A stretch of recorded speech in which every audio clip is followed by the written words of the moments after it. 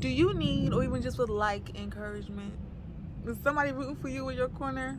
That's what I thought, sis. Well, I am here to encourage, uplift, talk self-health, and sometimes even fashion, because this is confident, curvy, and chic.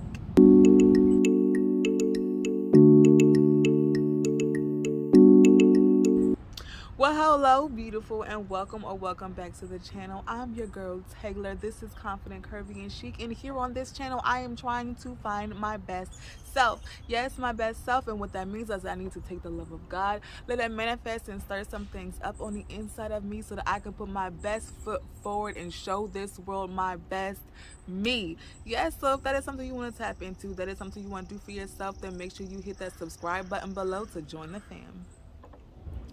Alright, beautiful, so I'm not gonna hold y'all like I never do. We're gonna go ahead and just dive right deep into it. And today we are talking about contentment. Contentment. Yes, God had put the word contentment into my spirit as far as yesterday during my Bible reading time, and I was on the YouVersion app. For those who have the app, for those who don't know what the app is, for those who don't know what the app is, it is a Bible app. You literally go on there, you can find Bible plans, you can find the word itself, and you can find some encouraging videos from all different types of people all around the world, high celebrities in the ministry and everything, right? It's a great app to have. Definitely check that out for yourself and for your meditation and scripture reading time that you have throughout the day. So yesterday we talked about the power of the tongue and how you can either produce fruits or you can kill and destroy. And with that being said, God today had talked to me about contentment itself and tied the two together. So sis, let's go ahead and dive right deep into it. When it comes to contentment, we will do whatever we have to do, whatever we are willing to do to make sure we are okay, to make sure we feel all right. Because especially if so much is going on around us, especially if so many people around us are not here to truly encourage us because they might have some things going on in their life, or they're not here to actually help you because they feel like it's better for them to not do anything, to not say anything, or to do the exact opposite of helping you and hindering you with their words or hindering you with their actions simply because they can't at the moment. Those things can hurt and hinder you, hurt and hinder your words, hurt and hinder your actions, hurt and hinder your growth and your goal setting and everything. We have so much power in our tongue. We can either use it to produce great things and to really nurture our relationships and to really do greatness in this world. That is what the power of the tongue is meant for in the first place. It is meant to be a power that you use for good, because we hold so much power in what we say. We literally can produce something great, something worth having, something that this world really truly needs, or your relationship really truly needs, whether it is platonic or not. Okay, we need all different types of things in every single relationship that we have, even the one that we have with ourselves. So even when you talk to yourselves, you have to make sure you are trying to produce something good. You are trying to actually grow something that is on the inside of you and not kill it, not sever it, not destroy it simply because you are hurt, simply because you need something else that is going to help you feel content in that moment. We do it so often, not even realizing it. It became a defense mechanism at this point. I'm not even gonna lie, for myself, it has become a defense mechanism to kill or sever or destroy any ties with other people, or any ties with any kind of responsibilities that I don't want to have to deal with at the moment, because I have so much going on in my life. It is a complete defense mechanism to kill, steal, and destroy with the words that are coming out of your mouth. It's not what it was produced for. It's not what it was made for. It was made to produce good, not to sever anything off. It was made to help each other out, not to kick each other away. It was there for us to use with the intent to produce good actions, to produce great ministries, to produce, to produce exactly what this world needs. That's what the power of the tongue is for, to produce great fruits, not to kill, not to destroy, not to sever, not to hurt, not to hinder, not to misconstrue anything. That's why it is so easy for us to use our words than it is for us to even just sit back and to listen. We tend to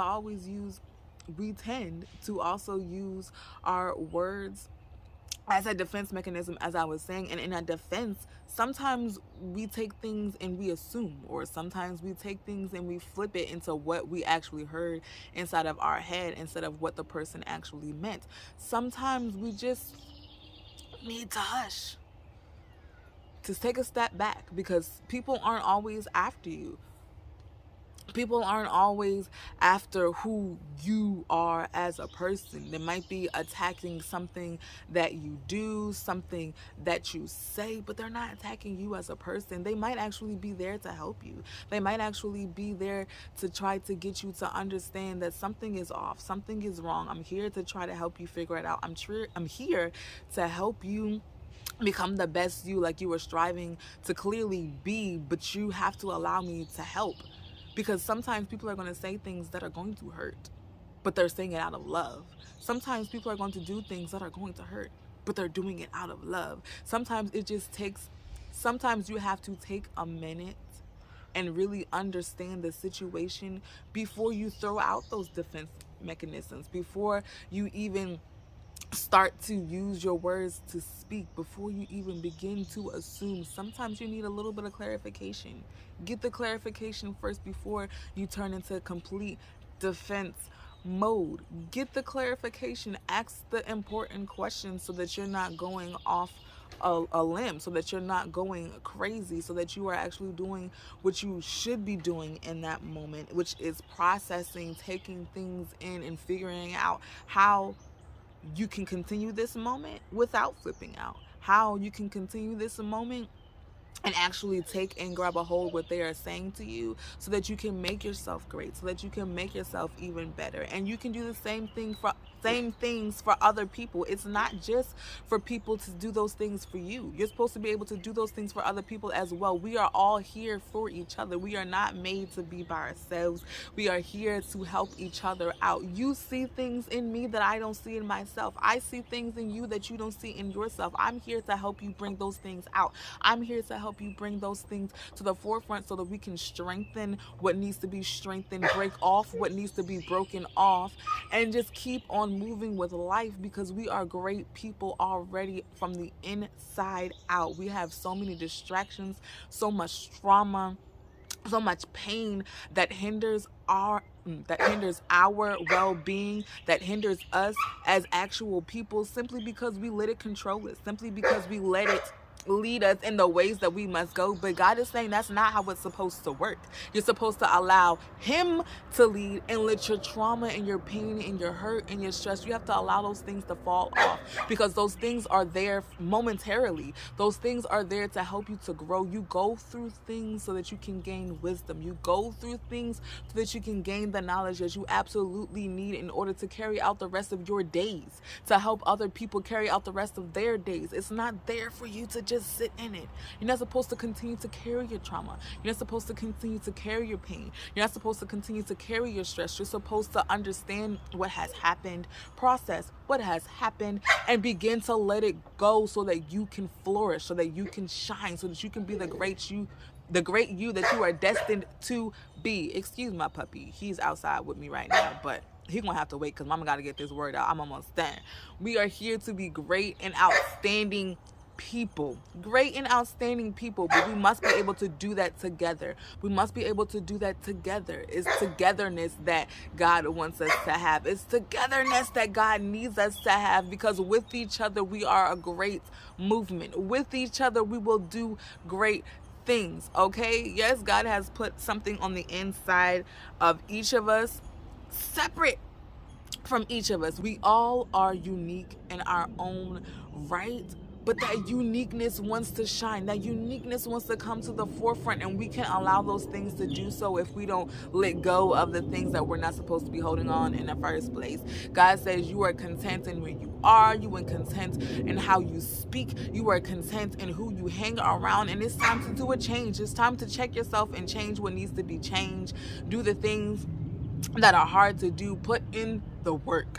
The work hurts. The work is hard. The work is frustrating. The work is uncomfortable, but we have to keep moving. We have to keep pushing. We have to keep striving to do the best that we possibly can do, and look for other people to help us to do the best that we absolutely can do, and help them to do the same, because we are here for each other. Stop being content and being by yourself.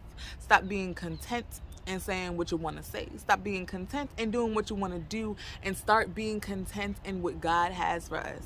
Content in what God, in where God is leading us. Content in who God is surrounding us with, because it might not feel comfortable right now, but once you continue to let go of what is hindering you, and let go of what is stressing you, and let go of all the pain and all the trauma and all the hurt, you will begin to really see and really be able to process all that is truly happening around you, all that God is truly trying to manifest on the inside of you, so that you can truly bring forth all the greatness He has already put inside of you, and all the greatness He is giving you right now, and all the greatness He has for you in the future. So if that is the word for you, if that is definitely what you want to be content in, write contentment inside of the comment section for me, please, because I'm going to be content in God and not in myself. Okay, so that was it. That is all. This is the end of my lovely message today. I hope you guys really take this word and let it sit with you, because it was a hard one for me to swallow. I'm still trying to swallow now. But you all, remember, you are so beautiful. Keep your heads up. Give yourself enough slack. And remember to always stay confident, stay curvy, and chic. Peace.